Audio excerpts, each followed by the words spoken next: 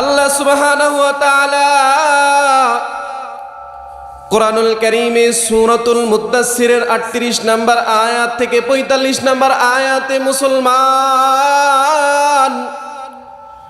ভাই বোন বন্ধুগণ সকলকে কিছু মেসেজ দিচ্ছেন। আল্লাহ তাআলা কুরআনুল কারীমে সূরাতুল মুদ্দাসসিরের মধ্যে জানায় দিচ্ছেন, কুল্লু নাফসিম বিমা কাসাবাত রহিনা। আল্লাহ তাআলা বলেন, ওগো বান্দা বান্দির দলেরা আমার, তোমরা প্রত্যেকেই প্রত্যেকের কৃতকর্মের জন্য দায়বদ্ধ। কাল কিয়ামতের ময়দানে মাহশারাতে আল্লাহ সুবহানাহু ওয়া তাআলা প্রত্যেকের কৃতকর্মের কারণে জিজ্ঞাসাবাদ করবেন। প্রত্যেকেই কৃতকর্মের জন্য দায়বদ্ধতা হবে। কিন্তু আল্লাহ তাআলা ডেকে আবার বলেন, ইল্লা আসহাবাল ইয়ামিন, কিন্তু যারা ডানপন্থী, কিন্তু যারা নেককার, যারা দুনিয়ায় নামাজি, এদের কোনো দায়বদ্ধতা কাল কিয়ামতের ময়দানে থাকবে না। আল্লাহ তাআলা জানায় দিলেন, দুনিয়ায় যারা নেককার পরেজগার হবে, দুনিয়ায় যারা ডানপন্থী হবে,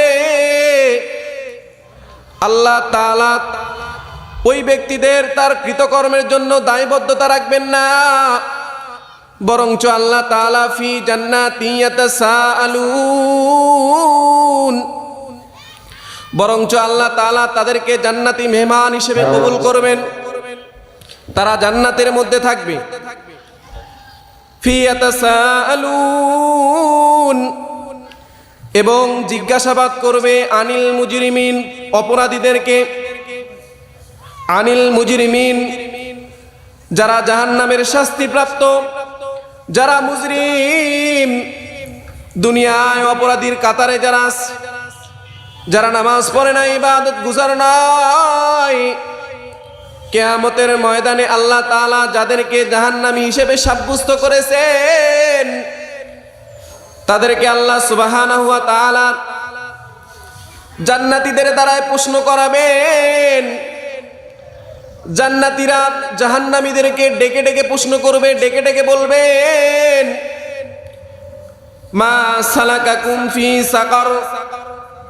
ও আমার ভাই, দুনিয়ায় আপনি আমি প্রতিবেশী ছিলাম, দুনিয়ায় আপনারে দেখেছি, দুনিয়ায় আপনার অনেক কথা শুনেছি, দুনিয়ায় আপনার অনেক ক্ষমতা আছে এমনটা শুনেছিলাম, দুনিয়ায় আমি ইবাদত গুজার ছিলাম, ইবাদত করতাম, আপনি ইবাদত করতেন না। আপনার নাজ নেয়ামত আল্লাহ দুনিয়ায় এই পরিমাণ দিয়েছিলেন, আপনার নাজ নেয়ামত দেখে মাঝে মাঝে আমি চিন্তা করতাম, আহারে এরকম নাজ নেয়ামত যদি আল্লাহ আমারেও দুনিয়ায় দিত। আপনারে দেখে দুনিয়ায় আমি আফসোস করতাম, কিন্তু আজকে জান্নাতে আসার পরে দেখতেছি, আজকে জান্নাতে আসার পরে দেখতেছি আপনি জাহান্নামী। ও ভাই আমার, আমি জানতে চাই, মা সালাকাকুম ফি সাকার, কোন জিনিস আপনাকে জাহান্নামে আনলো, কোন জিনিস আপনাকে জাহান্নামের মালিক বানাইলো, কোন কারণে আপনার থেকে আমি আলাদা পৃথক হয়ে আমি জান্নাতি আপনি জাহান্নামী, এটা আমি জানতে চাই। ওই ব্যক্তিটা চোখের পানি ঝরায়া আল্লাহ তাআলা কুরআনুল কারীমের মধ্যে বলেন, ওই ব্যক্তিটা বলবে, ক্বালু লাম নাকু মিনাল মুসাল্লিন। ওই ব্যক্তিটা জান্নাতি মেহমানদেরকে, জান্নাতি ব্যক্তিকে ডেকে বলবে, ভাই, ক্বালু লাম নাকু মিনাল মুসাল্লিন, দুনিয়ায় আমি লাম নাকু মিনাল মুসাল্লিন, দুনিয়ায় আমি মুসল্লি ছিলাম না, দুনিয়ায় আমি নামাজ পড়ি নাই। আল্লাহ তাআলা আমাকে যে জাহান্নামে দিছেন, আল্লাহ তাআলা আমাকে যে শাস্তি দিচ্ছেন, তার অন্যতম একটা কারণ হলো দুনিয়ায় আমি নামাজি না, নামাজ আমি পড়ি নাই, মুয়াজ্জিনের ডাকে আমি সাড়া দেই নাই, মুয়াজ্জিন ডেকেছে ঠিকই, কিন্তু মুয়াজ্জিনের ডাকে আমি সাড়া দেই নাই। দুনিয়ায় আমি নামাজ পড়ি নাই, এজন্য আল্লাহ রাব্বুল আলামিন আমাকে জাহান্নাম দিয়েছেন। ও মুসলমান, অগণগীর উম্মতের দলেরা আমার, ও কলিজার টুকরা মা বোনেরা আমার, যেই ব্যক্তিগুলো নামাজি নয় ওই ব্যক্তির স্থান হবে জাহান্নাম। রাসূল আরবি সাল্লাল্লাহু আলাইহি ওয়াসাল্লাম এই জন্য হাদিসের মধ্যে বলেছেন, আউয়ালু মা ইউহাসাবু বিহিল আবদু ইয়াউমাল কিয়ামাতিস সালাহ।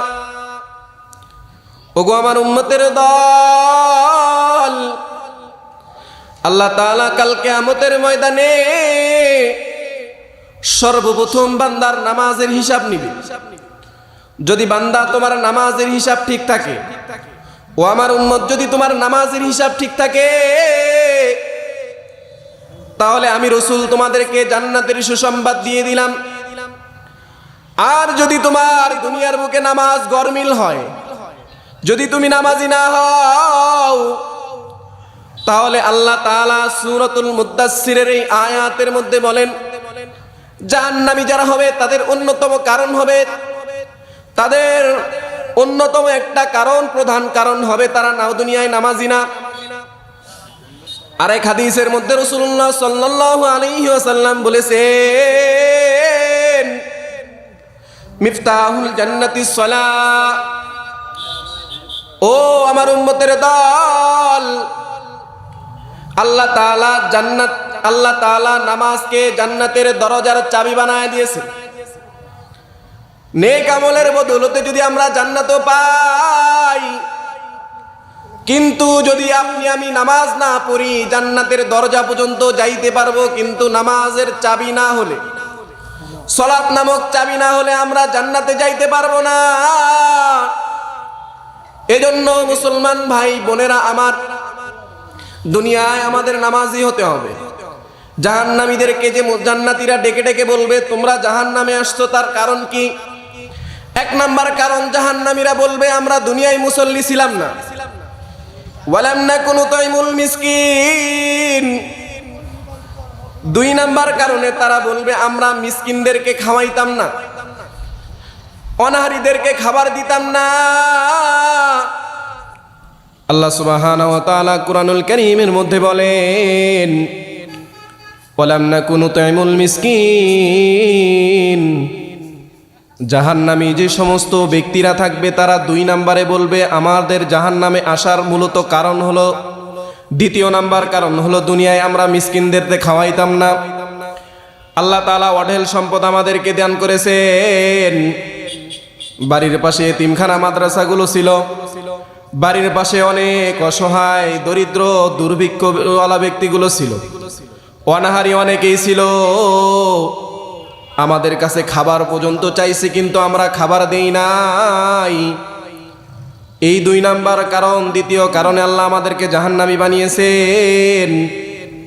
ও মুসলমান ভাই বোনেরা আমার, তৃতীয় নাম্বার কারণে তারা বলবে অকুন্না নাখুযু মাল খায়িদিন। তৃতীয় নাম্বার কারণে তারা বলবে অকুন্না নাখুযু মাল খায়িদিন। চতুর্থ নাম্বার কারণে তারা বলবে অকুন্না নুকাযযিবু বিয়াউমিদ্দিন। আমরা গীবতকারীদের সাথে গীবত করেছিলাম এবং আমরা কিয়ামতের দিবসকে অস্বীকার করেছিলাম। হাত্তা আতানাল ইয়াকিন। এমন তো অবস্থায় ইয়াকিন চলে আসছে, মানে মৃত্যু চলে আসছে। এই অবস্থায় আমরা মারা যাওয়ার কারণে আল্লাহ রাব্বুল আলামিন আমাদের উপর অসন্তুষ্ট হয়ে আমাদেরকে জাহান্নামী বানিয়েছেন। ওশালটি মুরাদপুরের মুসলমান ভাই বোনেরা আমার, সূরাতুল মুদ্দাসসিরের 35 নম্বর আয়াত থেকে 45 নম্বর আয়াতের তাফসীরগুলো খুলে দেখবেন। এখানে স্পষ্ট বোঝা যায় জাহান্নামী হওয়ার প্রথম কারণ হবে যারা নামাজ পড়ব না, দ্বিতীয় কারণ যারা মিসকিনদেরকে খাওয়াবো না, তৃতীয় কারণ যারা দুনিয়ায় জমিনে গীবত শিকায়াত করে, পরনিন্দা করে, চতুর্থ কারণ হলো যারা কিয়ামতের দিবসকে বিশ্বাস করে না। এই মূলত চারটি বিষয়ের কারণে, চারটি কারণে জাহান্নামীদের সংখ্যা বেশি হবে। মুসলমান ভাইয়েরা আমার, আল্লাহ রাব্বুল আলামিন আমাদের প্রত্যেক মুসলমান ভাই এবং বোনেদেরকে এই চারটা বিষয় থেকে পরহেজ করার মতো আল্লাহ তাআলা আমাদেরকে তৌফিক দান করুক। বিশেষ করে আল্লাহ তাআলা আমাদেরকে নামাজি বানান। বিশেষ করে আল্লাহ তাআলা আমাদেরকে এতিমখানা মাদ্রাসা সহ গরিব মিসকিনদের মুখে খাবার তুলে দেওয়ার মতো আল্লাহ তাআলা আমাদের হিম্মত তৈরি করে দেন।